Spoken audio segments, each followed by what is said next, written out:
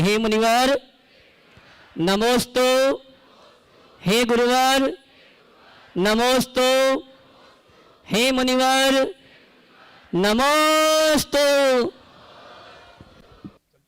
शंका समाधान का कार्यक्रम प्रारंभ करते हैं। पहली शंका लेकर आ रही है डॉक्टर वंदना जी, सागर ट्रस्टी गुणैता। हे मुनि श्रेष्ठ, एक बात आप अक्सर कहते हैं कि जैन धर्म जिंदों की बात करता है, मुर्दों की नहीं। फिर भी ये सोचते हुए भी मैं एक प्रश्न आपसे करना चाहती हूँ कि जब किसी का मरण होता है और उसकी पुण्य तिथि के लिए जैन आगम में कोई क्या माने विकल्प है, क्या बताया गया है और कैसे मनाना चाहिए? मैं तो अक्सर बोलता हूँ उस तिथि को पुण्य तिथि कहते क्यों? कोई मरा वो पुण्य से मरा या पाप से? बोलो। जब भी ये प्रसंग आता है तुम लोग बोलते हैं पुण्य तिथि, इसका मतलब तो यही है कि निपट गया सो तुम्हारा पुण्य था। ऐसी मानसिकता है क्या? फिर पुण्य तिथि क्यों? वो तो पाप तिथि होनी चाहिए। बोलो। अगर पुण्य तिथि तो रोते क्यों, आंसू क्यों बहाते हो? हर्ष मनाओ, उत्सव मनाओ कि आज मेरा बाप मरा, मां मरी। प्रश्न ढोल बजाओ। उस दिन करना क्या चाहिए? सुनो तो पहले पूरी बात बताऊंगा। तो ये पुण्य तिथि कही जाती है। क्यों कही जाती? इसे पुण्य तिथि कहो तो केवल एक अर्थ में कह सकते हैं कि ये पुण्य करने की तिथि। क्या है? पुण्य करने की तिथि है। उसने सारा साम्राज्य यूं ही छोड़ दिया, कोई उसके साथ नहीं गया। सारा संसार बेकार है, पुण्य धर्म ही सार है, इसलिए पुण्य तिथि मनाओ। तो किसी के मरणोपरांत अगर पुण्य तिथि के रूप में आप करो तो पुण्य के कर्म करो, दान करो, जिन पूजा करो, विधान करो, व्रत करो, उपवास करो, लोकोपकार के अन्य कार्य करो। लेकिन किसके लिए? उसको शांति मिले इसके लिए नहीं, खुद को शांति मिले इसके लिए। इस भाव से यदि पुण्य का कार्य किया जाए तो कहीं कठिनाई नहीं होगी और तभी पुण्यतिथि मनाना सार्थक हो सकेगा। नमोस्तु गुरु। प्राची जैन धनौरा उत्तर प्रदेश। उसके बाद तैयार रहेंगी डॉक्टर शिखाजी जैन भक्ताम एनर्जी हीलर इंदौर। ओम। देखिए भाई पीछे। ओम। जिनके नामों की घोषणा की जाए पहले से खड़े रहें तो बहुत अच्छा रहेगा। प्राची जैन धनौरा उत्तर प्रदेश। उसके बाद doctor Shikha ji भक्तांबन energy healer Indore. पूज्य महाराज जी के चरणों में मेरा बारंबार नमोस्तु नमोस्तु नमोस्तु। पूज्य छुल्लक जी के चरणों में मेरा बारंबार इच्छामी इच्छामी इच्छामी। महाराज जी, मेरी आज की शंका है कि मुझे अक्सर सपने दिखाई देते हैं कि मैं धर्म तो करना चाह रही हूँ लेकिन कर नहीं पा रही हूँ। जैसे कि मैं जिनवाड़ी पढ़ती हूँ, सपने में जिनवाड़ी पढ़ रही हूँ तो आगे के जो पेज हैं वो खाली खाली होते जा रहे हैं। मैं मंदिर में पहुँची हूँ, वो मंदिर का स्वरूप ही बदल गया है। और कि मैं कुछ भी पढ़ना चाहती हूँ मैं भूल जाती हूँ, यहाँ तक कि मैं नमोकार मंत्र भी नहीं पढ़ पाती हूँ। मुझे ऐसा लगता है कि मैं धर्म मुझसे छूट रहा है। तो ऐसा इसलिए होता है कि जाग के जो काम छूटा उसे पूरा करो। समझ गए? सपने में जो छूट रहा है वो इसलिए छूटा कि जाग के पूरा करना। इसलिए उसको अशुभ अमंगल मत सोचो, संकल्पित हो जाओ, ठान लो कि जो काम सपने में छूटा है उसे जाग के पूरा करना। डॉक्टर शिखा जैन भक्तामन एनर्जी हीलर इंदौर। उसके बाद तैयार रहेंगे भाई विशेष जी और कुमारी प्रज्ञा जैन सीए पिंडरई। गुरु चरणों में मेरा बारंबार नमोस्तु नमोस्तु नमोस्तु। गुरुजी, आपके आशीर्वाद से भक्तामर की हीलिंग करती हूँ और सद्बरकूट में जब आपका पहला भावना योग लगा था तो उसमें आपने मुझे चांस दिया था और मैंने योगा भी उसमें सिखाया था। गुरुजी, मेरा प्रश्न है कि कई बार देखा गया है जैसे रिचुअल परंपराओं से जुड़कर बहुत सारी मतभेद भी हम देखते हैं समाज में, मंदिरों में होते हैं, तो उसमें हम अपने आप को खर्च करते हैं। और जैसे कि आप भी कहते हैं और गुरुजन कहते हैं कि धर्म हमें बचाता है, तो हम मेरा क्वेश्चन ये है कि हम धर्म को बचाते हैं या धर्म हमें बचाता है? तो हम अपने आप को अंदर से खर्च करते जाते हैं बहुत सारी चीज़ों से, मैं जहाँ नहीं फंसना वहाँ भी रिचुअल कंडीशंस में। देखिए, रिचुअल बहुत अच्छी चीज़ है। जितने भी रिचुअल्स है उससे हमारी धार्मिक भावनाएं पुष्ट होती है और वो हमारे अंदर सकारात्मकताओं को बढ़ाती है। जो भी हमारे रिचुअल्स है वो हमारी आस्था से प्रेरित है। लोगों को अपनी अपनी आस्था के अनुरूप अपनी धार्मिक क्रियाओं को करना चाहिए और लगन से करना चाहिए, दृढ़ता से करना चाहिए। लेकिन क्रियाओं को करते समय इस बात को सदैव याद रखना चाहिए कि मैं कर किस लिए रहा हूँ, किस लिए कर रहा हूँ, क्या कर रहा हूँ ये दूसरे नंबर पर, क्यों कर रहा हूँ ये पहले नंबर पर। मेरे सारे धर्माचरण का मूल लक्ष्य अपने राग देश की निर्वृत्ति है, अपने मन की निर्मलता है, अपने मनोविकारों की शुद्धि है। और यदि वो बढ़ रहे हैं तो मतलब हम कहीं न कहीं नकारात्मक दिशा में जा रहे हैं। आपका बहुत अच्छा सवाल है, धर्म हमें बचाता है या हम धर्म को बचाते हैं? सच्चे अर्थों में देखा जाए तो धर्म हमारे जीवन को संरक्षण देता है, वो हमारे परिणामों को निर्मल बनाता है, वो हमारा सच्चा मित्र है। लेकिन हम जब धर्मनिष्ठ होकर जीते हैं तो धर्म की परंपरा पुष्ट होती है, वो आगे बढ़ती है। इस अर्थ में हम भी धर्म को बचाते हैं। न धर्मो धार्मिकेर बिना, धर्मात्मा के बिना धर्म नहीं। आज आप जो आपकी आस्थाएं हैं, मान्यताएं, ओ आस्थाएं हैं, मान्यताएं हैं, ये कब पल्लवित होगी, कब तक बढ़ेगी? जब तक उसको मानने वाले लोग होंगे ना। यदि हमने कह दिया रिचुअल में कुछ नहीं धरा, अंदर का भाव संभालो, तो धीरे धीरे परंपराएं छिन्न हो जाएगी।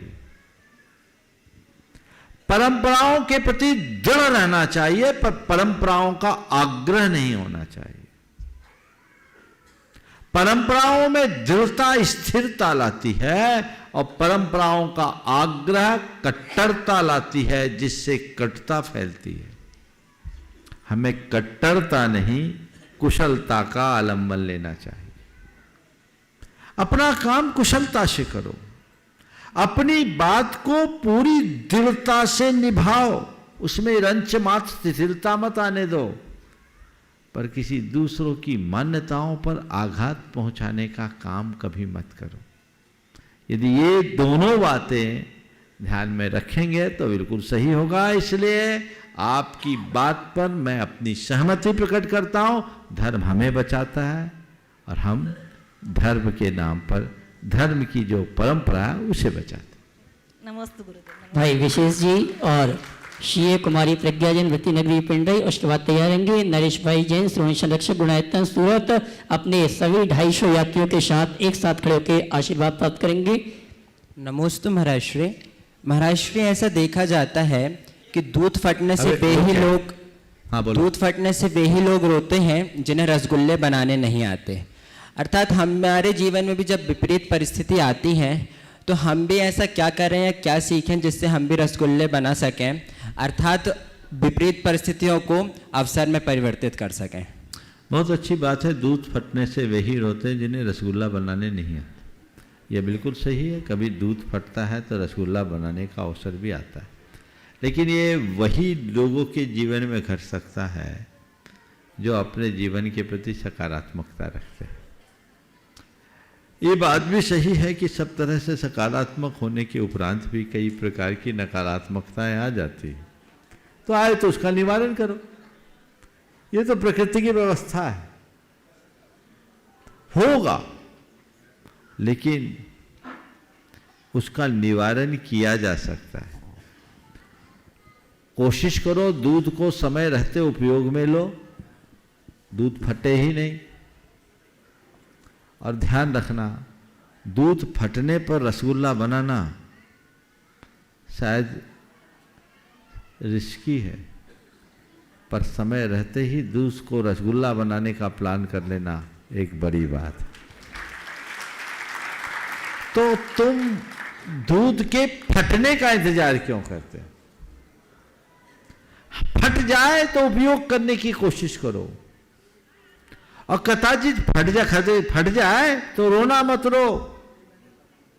ये सोचो कि आज दूध फटा है तो चलो कोई बात नहीं, इसका पानी भी मेरे काम में आएगा। रसगुल्ला भले नहीं खा पाए, लेकिन छेने का पानी मेरे पेट को ठीक करेगा, पेट की गर्मी शांत कर देगा। मनुष्य के जीवन में जब कभी कोई विसंगति आए तो अपनी सकारात्मक सोच के बल पर उसमें संगति बिठाने का प्रयत्न करना चाहिए। मैंने अभी कहा बहुत सारी चीजें हमारे जीवन में आती है जो नकारात्मक होती है, आएगी। अभी तुम्हारी दाढ़ी बहुत अच्छी दिख रही है। जब जवान नहीं हुए थे तब दाढ़ी थी क्या? और जब दाढ़ी आई तो फिर क्या करना पड़ता है इसको?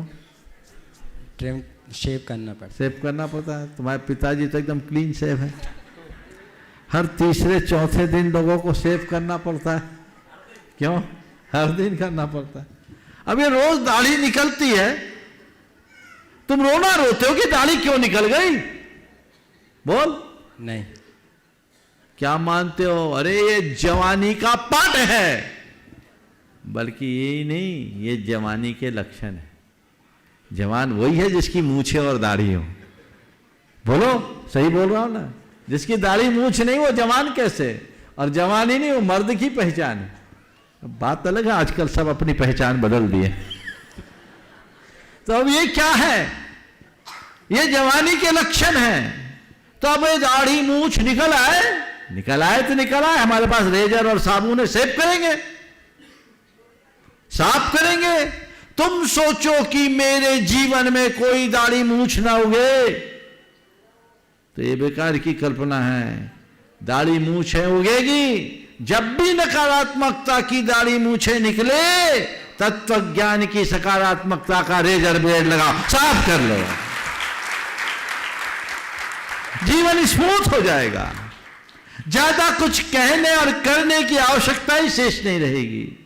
वे लोग जो जीवन के मर्म को ठीक रीति से नहीं पहचानते, अपनी परिस्थितियों का रोना रोते हैं, और जो जीवन की वास्तविकता को पहचानते हैं, वो हर परिस्थिति में मुस्कुराते हुए जीना जानते हैं। हमें यही करना चाहिए।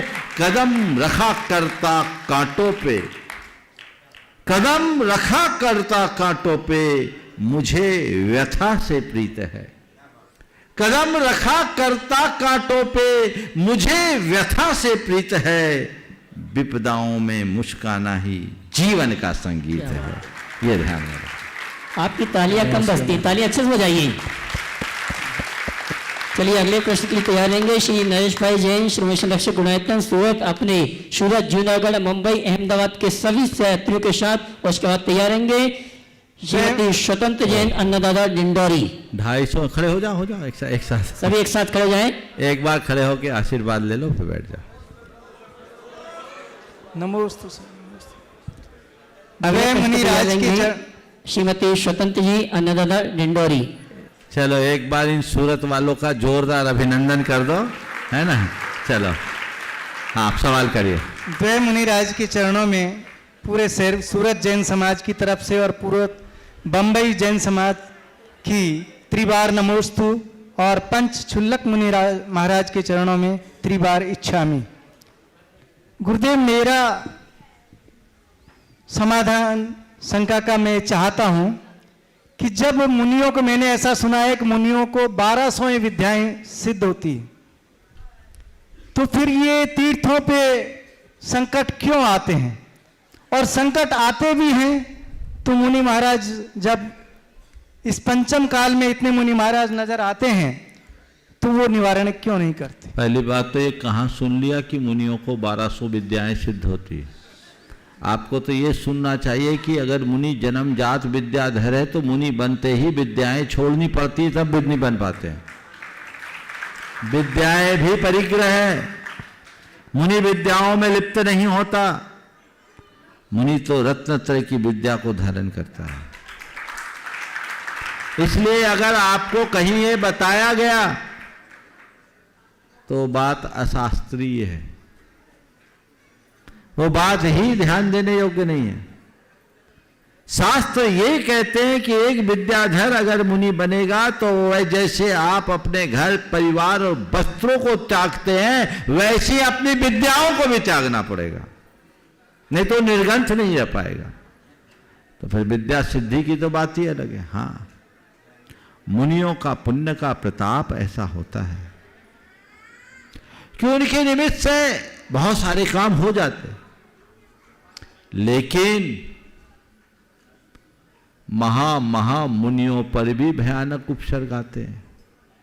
आप तीर्थों की रक्षा की बात कर रहे हैं, मुनियों की। मुनि चेतन तीर्थ की रक्षा करते हैं, जंगम तीर्थ की रक्षा करते हैं, स्थावर तीर्थ की रक्षा केवल तुम श्रावक कर सकते हैं, मुनि नहीं। हमारा जंगम तीर्थ है चेतन तीर्थ, अंदर का रत्नत्रय जिसका वो खुद पालन करते हैं और लोगों को पालन करवाते हैं, ये मुनि का काम है। ये बाहर के तीर्थ वो उसको नहीं बचाते, बल्कि वो जहां जाते वो स्थान तीर्थ बन जाता है। तीर्थकरों के जीवन काल में भी उपसर्ग आए। पारसनाथ भगवान को भूल गए, कितना भयानक उपसर्ग आया। अब तुम कहो वो अपनी रक्षा नहीं कर सके तो हमारी क्या करेंगे, तुमसे लागी लगन ले लो अपनी शरण पारस प्यारा, मेटो मेटो जी संकट हमारा। हे भगवान, बोलो, जो पारसनाथ भगवान ने अपने संकटों की कोई चिंता नहीं की, तुम उन्हीं पारसनाथ भगवान के पास गुहार करते हो, मेटो मेटो जी संकट हमारा। काश भगवान पारसनाथ इस धरती पर रहते तो तुम पर हंसते। अब बताओ, पारसनाथ भगवान ने जो अपने संकट का निवारण कर नहीं पाए या किया नहीं, ये बताओ। वो जन्म से अतुल बल के धनी थे, अतुल बल के धनी जन्म से। वो चाहते ना तो उस काल संवर देव को ऐसे चुटकियों में मसल देते, लेकिन उन्होंने ऐसा नहीं किया। क्यों? क्योंकि उनको पता था शत्रु ये नहीं है जो बाहर दिख रहा है, शत्रु वो है जो भीतर है। उसने उस शत्रु का विनाश किया, उसके जड़ को उखाड़ दी, केवल ज्ञान हो गया। तो पारसनाथ भगवान के चरणों में जाओ तो इन बाहर से के शत्रुओं से लड़ने के लिए मत जाओ, पारसनाथ भगवान के चरण में जाओ तो इसलिए जाओ कि बड़े बड़े शत्रु भी क्यों ना आए, मैं सबके सामने अपनी स्थिरता बना सकूं, आप जैसी समता पाऊं। तुम सम मैं समता धरूं, पार्श्वनाथ भगवान सहज शांत निर्भय बनूं, ऐसा दो वरदान। ये भाव पार्श्वनाथ से करो। समझ गए? तो मुनियों की रक्षा वो जड़ तीर्थ की नहीं, चेतन तीर्थ की रक्षा करते हैं। तीर्थंकरों के तीर्थ काल में अनेक मुनि हुए। चौथे काल में जिनके पास रिद्धियां थी उनके ऊपर भी उपसर्ग हुए हैं। अकंपनाचार्य आदि 700 मुनि चौथे काल में हुए ना। इसलिए ये बात जो आपकी है वो आपको करना है। साधु का काम अपने रत्नत्रय का अनुपालन करना, उस मार्ग पर चलना, उस मार्ग पर चलने का उपदेश देना है, ये समझ कर चलना। नमोस्तु। श्रीमती स्वतंत्र जी अन्नदाता डिंडोरी, उसके बाद तैयार रहेंगे डायमंड परिवार सोशल ग्रुप इंदौर से श्रीमान अनिल जी रावत, मुनिश्री नीलिम सावरिया के ग्रस्त अवस्था के पिताश्री, पूरे सोशल ग्रुप के साथ खड़े हो जाएं। सभी मुनि महाराज जी के चरणों में बारंबार नमोस्तु नमोस्तु। सभी महाराज जी इच्छामी इच्छामी इच्छामी। हे महाराज जी, मेरी शंका यह है कि विकट परिस्थितियों में अपने भाव को कैसे संभाल के रखना चाहिए। अभी थोड़ी देर पहले सवाल के उत्तर में मैंने दे दिया, उसको सुन लेना। चलो। नमस्ते महाराज जी। डायमंड परिवार सोशल ग्रुप इंदौर के सभी यात्री अनिल जी रावत के साथ प्रश्न पूछें और उसके बाद तैयार रहेंगे श्रीमती चंद्रकला जी पाटनी रांची। ओम, जल्दी पहुंचाओ माइक। इंदौर के सभी यात्री खड़े हो जाएं एक साथ। जल्दी बोलिए। हाँ, ओम, ठीक है, बैठ जाओ। आशीर्वाद बोलिए जल्दी से। महाराज जी के चरणों में बारंबार नमोस्तु नमोस्तु नमोस्तु। ओम। महाराज जी, एक निवेदन है, श्री यंत्र जी को कहाँ पे विराजमान करना चाहिए? कहीं घर में भी विराजमान कर सकते हैं क्या? ऋषि मंडल यंत्र, श्री मंत्र यंत्र को, या स्कूल में भी विराजमान कर सकते हैं क्या? देखिए, श्री यंत्र का उल्लेख तो जैन परंपरा में है नहीं, पर जो श्री यंत्र है उसमें ऐसा कुछ भी नहीं है जिससे आप निषेध कर सको। उसमें कोई मंत्र आदि की संरचनाएं नहीं है, इसलिए यदि उसे आप रख सकते हैं तो रखें। एक सामान बायोज्योमेट्रिक वास्तु की दृष्टि से उसका उपयोग किया जा सकता है। ऋषि मंडल यंत्र की जहाँ तक बात है, वो ऋषि मंडल यंत्र हम लोग उसे नहीं मानते, क्योंकि ऋषि मंडल यंत्र में होना तो चाहिए ऋषियों का समूह, पर उसमें 14 विद्या देवियाँ जो मुझे जैन धर्म के अनुकूल नहीं दिखती। आप उसे पूरे पढ़ेंगे तो उन सब का उल्लेख भी है, इसलिए मैं आपको ऋषि मंडल के विषय में अपनी ओर से कोई सहमति नहीं दे सकता। ट्रस्टी श्रीमती चंद्रकला जी पाटनी रांची, उसके बाद श्रीमती जैनमती जी, श्रीमती उमा जी, समस्त परिवार अहमदाबाद। मेरी तरफ से, जगत के सब्जियों की तरफ से दोनों मुनिराजों के चरणों में नमोस्तु, एलक जी महाराज के चरणों में इच्छामी और छुल्लक जी महाराज के चरणों में इच्छामी। महाराज श्री, हमारे यहाँ है कि चक्रवर्ती अपनी संपदा या पद त्यागता नहीं है तो उसको नरक का पात्र बनना पड़ता है। तो देवलोक के पास तो बहुत ही संपदा होती है, बहुत मतलब धन दौलत होती है, संपदा होती है, तो वो त्यागते नहीं, तो नरकों के पात्र क्यों नहीं बनते? देखिए, बहुत अच्छा सवाल है। चक्रवर्ती अगर अपनी संपदा नहीं त्यागता तो अधोगामी होता है। देवों के पास अपेक्षाकृत अधिक संपदा है, होती है, पर वो उसे छोड़ते नहीं, वो नरकगामी क्यों नहीं होते? मुझे इसके पीछे एक बड़ा कारण दिखता है। चक्रवर्ती अधोगामी इसलिए बनता है कि वो अपनी संपदा जोड़ता है, और जो जोड़ा है उसे छोड़ना चाहिए। जोड़ोगे और छोड़ोगे नहीं तो जो जोड़ा हुआ वो बोझ बनेगा, उसी में दब करके तुम अपना पराभव कर दोगे, मरोगे और भव भव में दुर्गति के पात्र बनोगे। तो चक्रवर्ती जोड़ता है, और देवों को जोड़ने की जरूरत नहीं पड़ती। देवों को जो वैभव होता है वो नियोगतः प्राप्त होता है। अपेक्षाकृत कसाय भी मंद होती है, तो नियोग से प्राप्त संपत्ति वहां रहती है, तब तक उपभोग करते हैं और छोड़ के आते हैं, तो जहां जाना होता वहां जाते हैं। लेकिन एक दूसरी बात, देवों की भी दुर्गति होती है, चक्रवर्तियों से भी भयानक। जो चक्र देव अपने उपलब्ध नियोग से प्राप्त भोग सामग्री में अंधे हो जाते हैं, वो मरकर एक इंद्रिय बन जाते हैं। बनते हैं कि नहीं बनते? तो दुर्गति है ना, है। तो अब सार में मैं बात कह रहा हूं ना, हमारे पास अभी कोई हम देवता है ना चक्रवर्ती, पर हम जो हैं उसे सोचो। क्या सोचना है? हमने जोड़ा है तो छोड़ना है।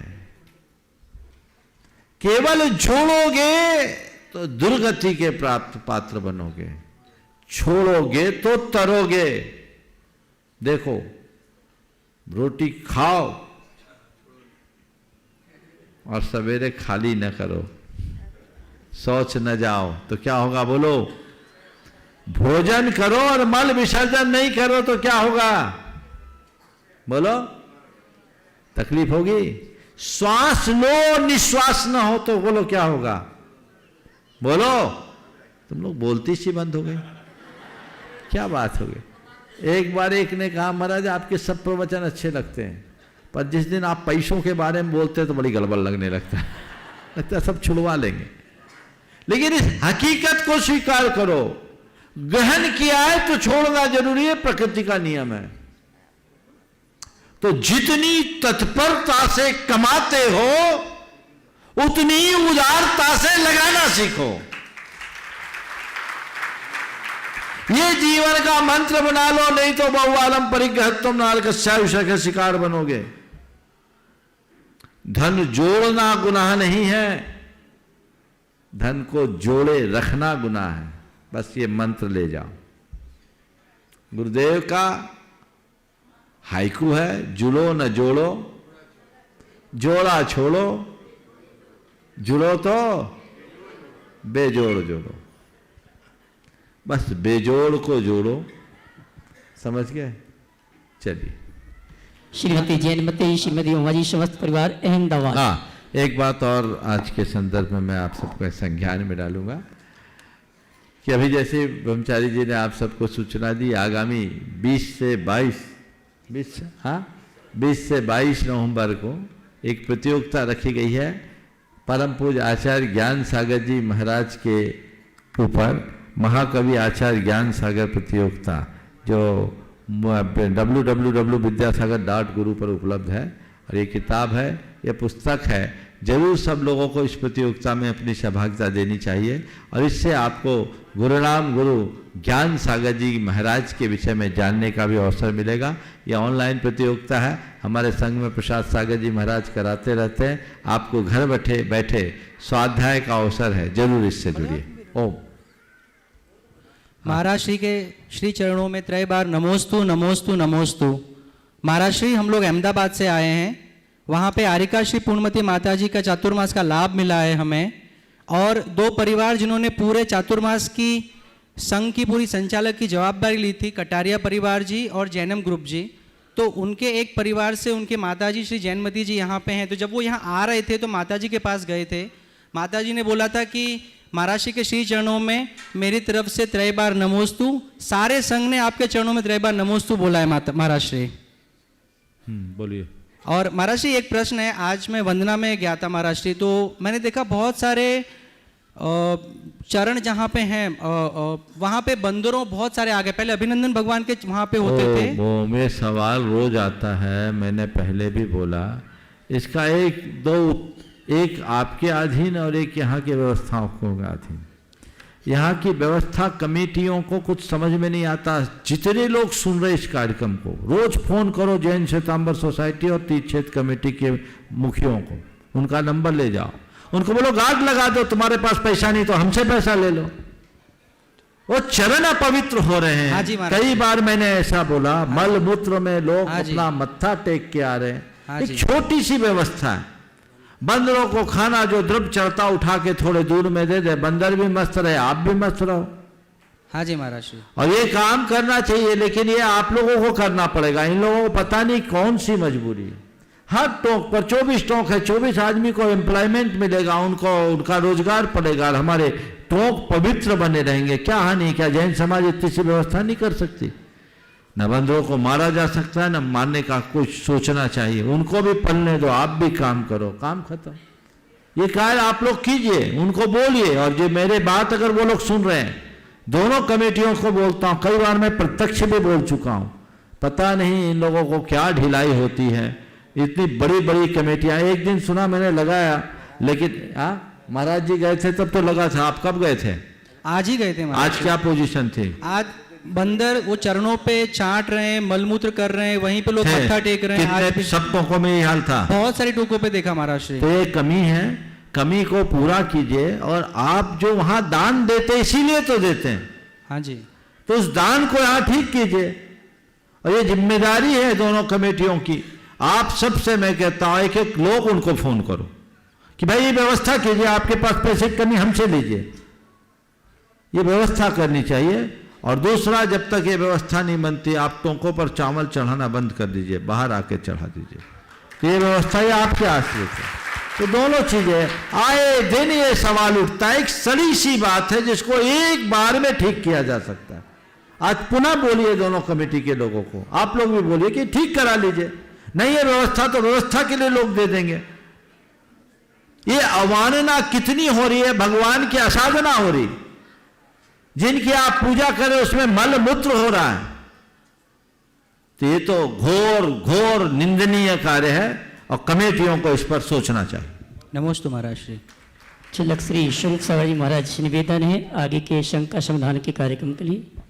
मुनि त्रय के चरणों में बारंबार नमोस्तु। प्रश्नों के लिए सीधे चलते हैं मंचासीन मुनि संघ के चरणों में। और सर्वप्रथम निवेदन है, नमोस्तु पूर्वक निवेदन है परम पूज्य मुनिवर्षी निर्वेक सागर जी महाराज से कि अपने प्रश्न के माध्यम से हम सभी को लाभान्वित करें। मुनि श्री को नमोस्तु करते हुए, एक बार एक वकील का बेटा रोते रोते पिताजी के पास पहुंचा और उसने अपने पिताजी से शिकायत की कि मुझे माँ ने मारा। तो पिताजी ने उसको और फिर एक चांटा लगाया। बोले वकील का बेटा है तो तुझको इतनी खबर नहीं है कि सुप्रीम कोर्ट की अपील कभी हाई कोर्ट में नहीं की जाती। अर्थात माँ ने जो तुझे सज़ा दी है वो पिताजी उसको खारिज नहीं कर सकते। अर्थात प्रायः देखा जाता है कि हर परिवार में, परिवार के व्यवस्था में जितना महिलाओं का योगदान होता है बच्चों के भविष्य को लेकर के, उतने पुरुषों की कोई वहाँ दाल गलती नहीं। फिर भी हमेशा महिलाओं की शिकायत रहती है कि पुरुष वर्ग प्रधान ये समाज है, हमेशा हर बात में पुरुष पुरुष की चलती है। और इतिहास की कोई घटना भी ऐसी होती है कि जब एक पति यदि जंगल जाता है, कोई दंड उसको मिलता है तो पत्नी उसके लिए सहयोगी बनती है, किंतु जब पत्नी की जीवन संकट आता है तो पुरुष अपने निष्ठा के कारण या देशभक्ति के कारण उस पत्नी का सहयोग नहीं कर पाता। तो वास्तव में प्रश्न यहाँ ये उठता है, पुरुष अपने अभिमान में जीता है इसलिए वो पत्नी का सहयोग नहीं कर पाता, या पत्नी जो है वो हमेशा पुरुष पर शिकायत करने की उसकी आदत होती है इसलिए वो अपने आप को हमेशा इसी तरह। आखिर क्या है यहाँ समझ स्पष्ट करके नहीं कृपा करना। महाराज ने बड़े झमेला वाला सवाल किया है ना, लेकिन मैं इस विषय में अपनी राय रखना चाहूँगा। सबसे पहले तो मैं महाराज के सवाल को एक तरफ थोड़ा डाइवर्ट करके अपनी बात कहता हूँ कि सब कामों में महिलाएं आगे होती है, फिर प्रधानता पुरुषों को क्यों, जो आपके प्रश्न का पहला हिस्सा है। इससे मिलता जुलता एक सवाल मुझसे किया गया था कि महाराज जी सब माँ जन्म देती है बेटे को, माँ पालती पोसती है, उसके भविष्य के निर्धारण में माँ की महत्वपूर्ण भूमिका होती है, फिर भी जब बल्दियत होती है तो बाप का नाम लिखा जाता है, पहचान उसके बाप से होती है ना, ऐसा क्यों? मैंने उस समय जो उत्तर दिया उस उत्तर से आपकी बात का उत्तर देना चाहूँगा। मैंने कहा भाई देखो, ये बात सच है कि एक व्यक्ति के जीवन के निर्माण में माँ की बड़ी भूमिका है। अपेक्षाकृत पिता की भूमिका कम है, फिर भी पिता को इसलिए महत्व दिया जाता है। उसका एक कारण है। बोले क्या है? धरती पर हम कोई बीज बोते हैं, वो बीज कहाँ पल्लवित होता है? धरती में ना।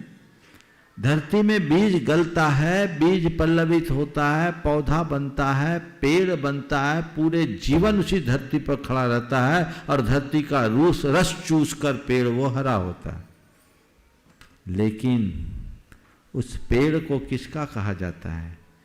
जिसका बीज है उसका कि धरती का? बोलो, ये आम का पेड़ है, ये अनार का पेड़ है, ये जामुन का पेड़ है, ये लीची का पेड़ है, किसके आधार पर बोलते हो? बीज के आधार। किसके आधार पर? तो पिता का काम बीज की भांति है, माँ का काम धरती की भांति है। इसे झमेले में मत रहो, पहचान तो उसी से मिलेगी ना। इसलिए अगर ये कहा जाए कि पुरुष प्रधानता क्यों है, तो भैया बीज है, अब बीज ही नहीं रहेगा तो धरती में पैदा क्या होगा, कुछ होगा? इसलिए बीज को बीज की भांति देखनी चाहिए। अब जो दूसरा पार्ट है आपके सवाल का, जो आपने बाद में बात कही कि स्त्रियों पर, पुरुषों पर संकट आने पर स्त्रियां आगे आ जाती हैं, लेकिन स्त्री के संकट आने पर पुरुष पीछे क्यों रह जाते हैं? महाराज थोड़ा पुराण को पलटो। ये बात सही है कि रामचंद्र जी पर जब संकट आया, वनवास हुआ, सीता जी उनके साथ गई, लेकिन जब सीता का हरण हुआ तो क्या राम चुपचाप बैठे? ये बोलो। आज के राम होते कहते बला टली, आज का तो शायद ऐसे ही होता, और आज ऐसी सीता भी नहीं है। एक दफे मैं रामायण पर चर्चा कर रहा था, कुछ संभ्रांत महिलाएं मेरे पास बैठी थी, तो मैंने ऐसी सवाल किया कि अगर आज आप होती तो क्या करती? बोले मैं अपने पति के साथ वनवास जाती। मैंने कहा अगर आप होती सीता की जगह तो क्या करती? बोले मैं वनवास जाना पसंद करती। मैंने कहा अच्छा, आप सीता के चरित्र से इतना प्रभावित हो गई? बोले महाराज प्रभावित होने की बात छोड़ो, 3 सासुओं के अंडर में ससुराल में रहने से अच्छा पति के साथ अकेला रहना। ये परिवर्तन है, बहुत बड़ा परिवर्तन है ना। अब जो सवाल है तो उसके पीछे एक बड़ी बात बोलता हूं। स्त्री और पुरुष में एक अंतर है। पुरुष में शक्ति है पर सहनशीलता की कमी, और स्त्री में भले शक्ति की कमी है पर सहनशीलता की मूर्ति है। इसलिए पुरुष अकेले नहीं सह पाता, स्त्री अकेले सह लेती। और एक बात बोलूं, यही वजह है कि भारत में पुरुष से ऊंचा स्थान स्त्री को दिया गया है। कैसे? माँ बाप बोलते हो कि बाप माँ बोलते हो? माता पिता, सीता राम, राधा कृष्ण, गौरी शंकर, ये क्या है? इस बात को पहचानिए और उसी अनुरूप अपने जीवन को तो त्रिशलानंदन है, वो तो सब चलते हैं, वो दोनों चीज़ों में चल सकता है, लेकिन ये विशेषता है। इस विशेषता को पहचान करके हमें आगे बढ़ना चाहिए और अपने जीवन के क्रम को उसी अनुरूप ढालने का प्रयत्न करना चाहिए। समय हो गया, यहीं पर विराम। बोलिए परम पूज्य आचार्य गुरुवर श्री विद्यासागर जी महाराज। जय जय जय।